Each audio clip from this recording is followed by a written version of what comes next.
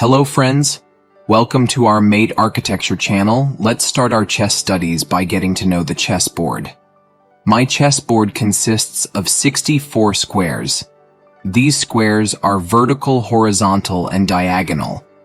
Today in our lesson, we will talk about naming the diagonals, vertical and horizontal, naming the squares and the correct use of the board. So let's start. First of all, we will talk about the correct use of the chessboard. In order to use it properly, the square in the right corner must be white.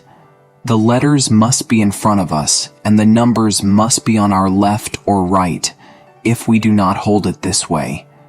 If the numbers are in front of us and not the letters, the right corner must be white. This time, the right corner will be black. If the right corner is black, friends, the whole game will be played wrong. So we say, the right corner will be white, the letters will be in front of us, the numbers will be on our left or right. We hold the board, we go in front of the board. Let's talk about naming the squares. For example, let's talk about the square I marked with green, the square I marked with red, and the square I marked with yellow. Friends, while using the board, we said that the letters will be in front of us. The numbers will be on our left. So why these letters and numbers? If we are wondering what the numbers are for, friends, naming the squares helps. For example, here is the D3 square, which I marked in green. When I name this square, I name it with the name of the letter and number it is in. That is D3. Now let's look at the square I marked in yellow. The square I marked in yellow is A5. First the name of the letter, then the name of the number, A5. Now the name of the number in red. Let's look at the square F6. First the letter, then the number. Friends, name the squares like this and name the diagonals.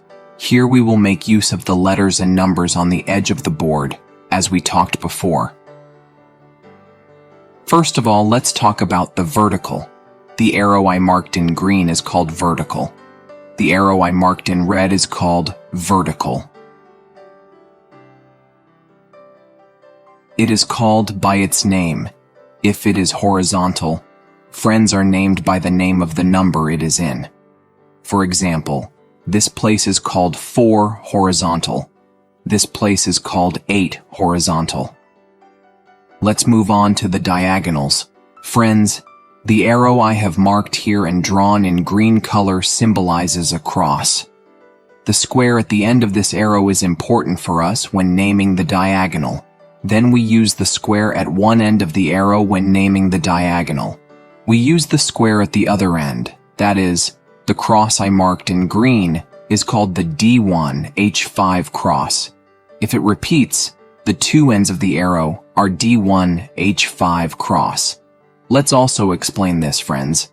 The cross here is called the A6 C8 cross.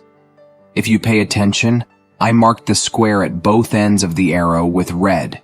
We call the square at both ends A6 C8 cross. Let's also determine this diagonal together, which is a long diagonal that cuts the center of the board. Friends, A1 H8 diagonal. They call it A1 H8 diagonal because there is A1 square at one end of the arrow and H8 square at the other end. This diagonal is called A1 H8 diagonal. The vertical diagonals and arcs are called the center squares of the board. If you pay attention to the 4 sides, we are talking about 4 squares at equal distance. These squares are equal to the 4 sides of the board. These central squares are of vital importance. From the beginning to the end of the game, in all parts of the game, at every moment of the game, the central squares are important to us. We can say that the pulse of the chessboard beats.